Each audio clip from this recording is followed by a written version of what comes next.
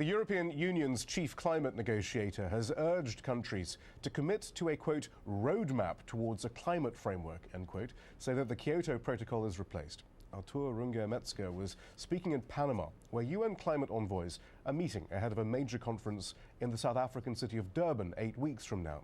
Under the 2005 Kyoto Protocol, major developed nations were to have cut the emission of greenhouse gases. But that expires at the end of 2012, and it was never ratified anyway by the United States. In Copenhagen in 2009, the US and countries including Brazil, China and India merely agreed that the global temperature should not rise more than 2 degrees without offering any pledges to cut their emissions. Then in Cancun last December, UN delegates, quote, recognized that global pledges on emissions cuts should be higher, but they again failed to commit to any deeper reductions. We're joined now by Rick Piltz from Climate Science Watch, which aims to hold officials accountable for how they use climate science research. In 2005, he resigned from the US government's climate change science program because of White House interference. Are we expecting anything from Panama or indeed Durban in the next few weeks? No, I don't think anybody's really expecting any major breakthroughs in this year's round of UN climate treaty negotiations. So where does that leave us all?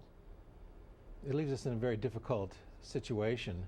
It's hard to see a grand global bargain, and this is, I mean, global climate change. It does require a global solution. It's hard to see a major international agreement without the U.S. on board. It doesn't appear that the U.S. has any intention of getting on board with the new agreement. We won't support an extension of the Kyoto Protocol and haven't really locked into any alternative to that. Don't they have a point, though, that as long as China and India don't agree to anything, this is just rearranging deck chairs on the Titanic anyway? Well, everybody is going to have to be involved in the solution, but right now you have the U.S., which has not made any commitment to reduce its own emissions and has grown quite wealthy on the type of economic growth that we've had, presuming to lecture other countries with standards of living a fraction of that of the U.S. on their responsibilities to reduce emissions. I don't think that developing countries are going to limit their own development. So everybody's bought into an economic growth model that is not ultimately sustainable in terms of the planet.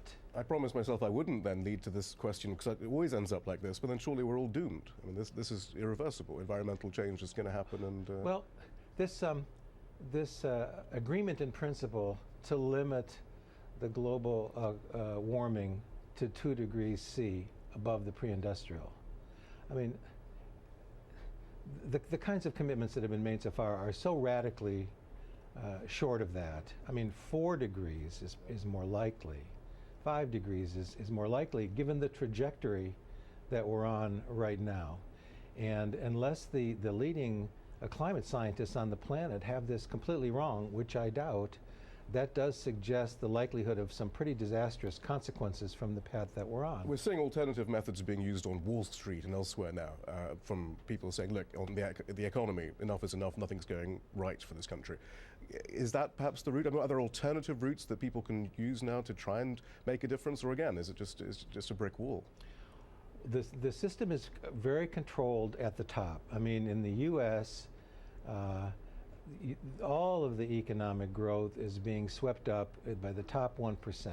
The strategic economic decisions and really then the control of our politics is very tightly controlled by the corporate structure at the top. Government will only take steps to the extent that it doesn't threaten these interests. It's unwilling to challenge them no matter who wins the election. That is creating vast inequalities. And at the same time, that same system now is going to threaten the habitability of the planet. So the whole problem of inequality and social justice and the whole problem of saving the planet is really one problem being driven by one system. Rick Piltz, thank you very much. Thank you. And that's all from Washington. It's back to Stephen in Doha.